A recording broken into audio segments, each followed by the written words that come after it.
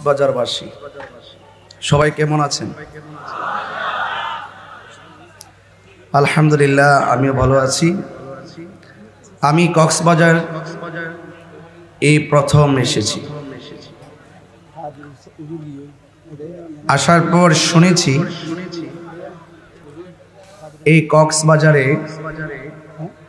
দিনের বেলায় কখনোই মাহফিল হয়নি। তার মানে আজকে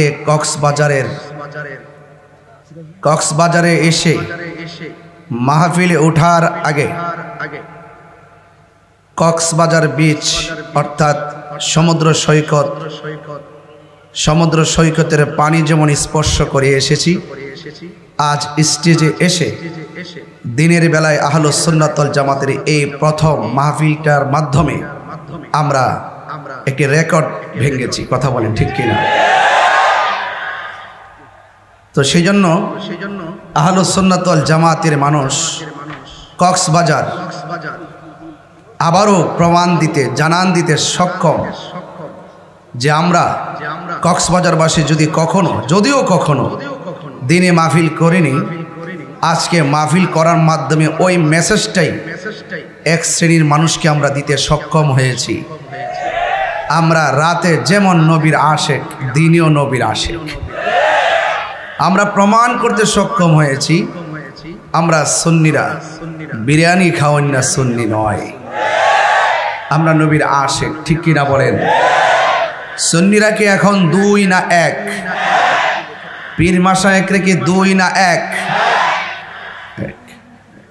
সেই জন্য আমি আপনাদের সকলকে এই প্রথম কক্সবাজারের দিনের বেলার মাহফিলে আপনারা যেভাবে কাঁধে কাঁধ মিলিয়ে এই প্রখর রৌদ্রের মাঝে এসে আলোচনা শ্রবণ করছেন, আপনাদের সকলকে আমার পক্ষ থেকে আন্তরিক অভিনন্দন জানাচ্ছি।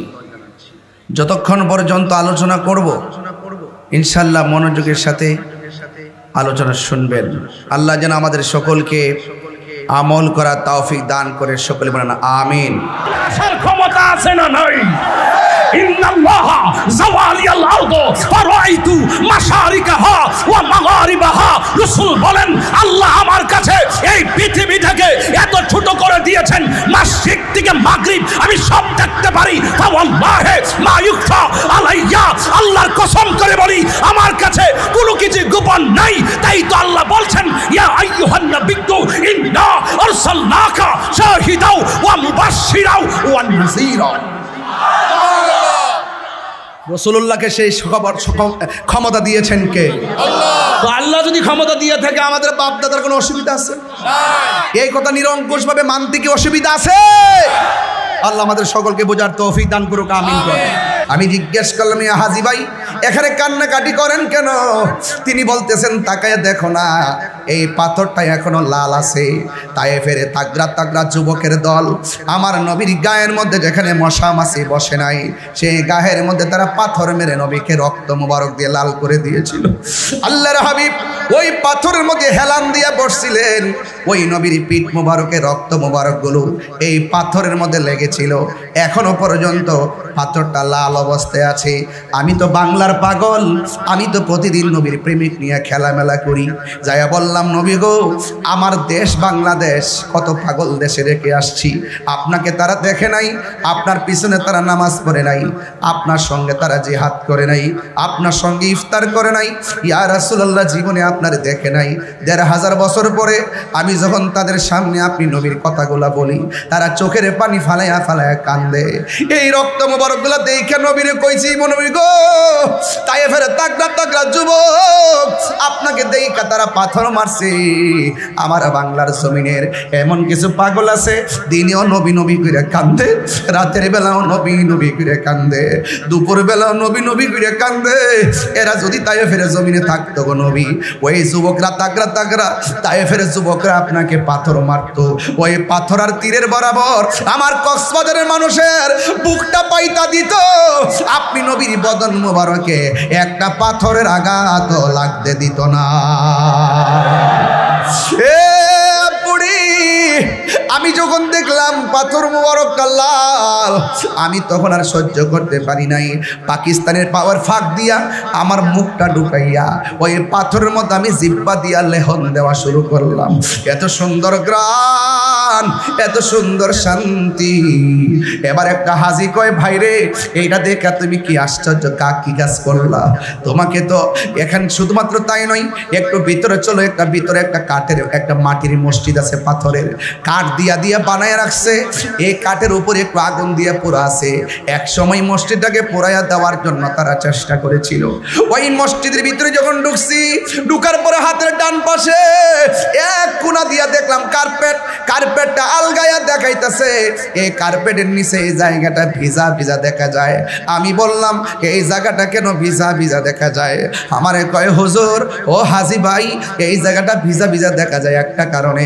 কাফেররা যখন আমার নবীরে পাথর মারছে গো, আমার নবী পাথর থেকে হেলান দিয়া উইটা এই কোণার মধ্যে আইসা আমার নবী সেজদা দিয়ে পইরা উম্মতের জন্য যে কাঁদছে, আমার নবীর চক্ষু মুবারকের পানি যেখানে ঝরছে এখনো পর্যন্ত সেই জায়গাটা ভিজা ভিজা আছে।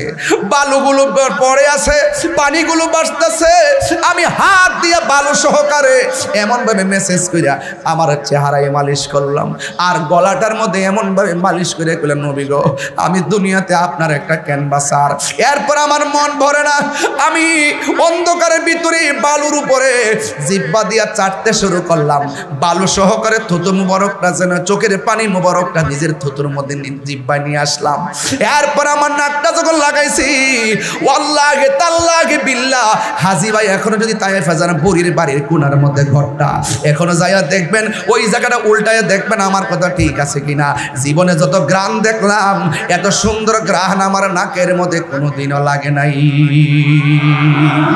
এই জন্য যুবক আমার, যে যারে ভাবে সে তার চিনে। এই জন্য অনুরোধ করে বইলা দিয়া যায়, নবী ছাড়া কবরে কোনো উপায় নাই রে বাবা। আমি আসার আগেও আমার হুজুর একটু নবী কবরে থাকার অবস্থা সম্পর্কে বর্ণনা করেছেন। এরপর আমি হুজুরের সামনে হাদিসটার একটু ওপেন করে বইলা দিয়া যায়, আমার নবী যে কেমন ধন, আমার নবী এমন সম্পদ। ভাই ইন্নাল মাইয়িতা ইযা বুদিয়া ফি কবরিহি, যখন মাইয়াটারে কবরের মধ্যে রাখা হবে, ওয়া তাওয়াল্লা আনহু আসহাবুহু, যখন আপনজনরা লাশটারে কবরের মধ্যে রাইকা চলে আসবে, ইন্নাহু লা ইয়াসমাউ খরআনি আলিহিম, তখন কবরবাসী মানুষের পায়ের আওয়াজটা শুনবে। আতাহু মালাকানে, ওই কবরের মধ্যে দুইজন ফেরেশতা নামবে। ফায়াকুদানিহি, তখন কবরের মানুষটাকে উঠাইয়া বসাবে। ফায়াকুলানে লাহু, ওই কবরের মানুষ দুই মানুষটারে কবরের মধ্যে বসাইয়া ফেরেশতা দুইজন প্রশ্ন করবে, মা কুনতা তাকুলু ফি হাযা রাজুলি মুহাম্মদ। হুজুর বলছিলেন কথাগুলো, আমি ঘর থেকে শুনছিলাম। আল্লাহু আকবার। হায়রে, কি ভাষায় আমি ওয়াজ বুঝামু? বলা হচ্ছে মা কুনতা তাকুলু ফি হাযা রাজুলি মুহাম্মদ, কবরের মধ্যে নবীর দেখায় হইব। এই নবী সম্পর্কে তুমি দুনিয়াতে কি বলতে? এই জন্য বাবারে, দুনিয়াতে কেন নবীর বিরুদ্ধে কথা বলা যাবে না। কথা বললে কবরে যায় ধরা খাইয়া যাবেন।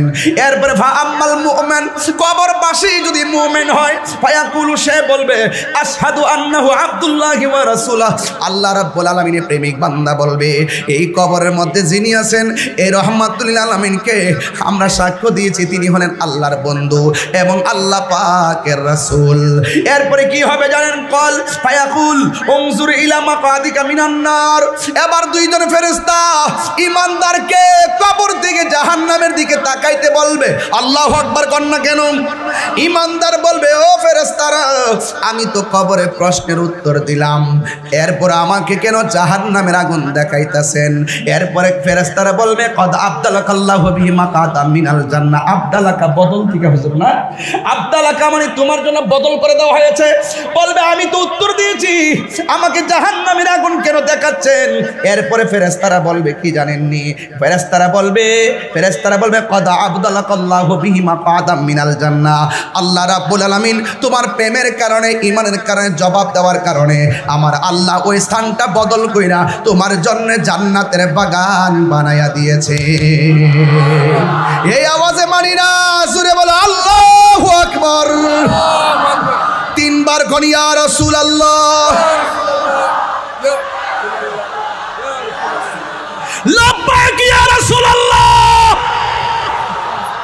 নবী কবরে থাকার ক্ষমতা আছে না নাই?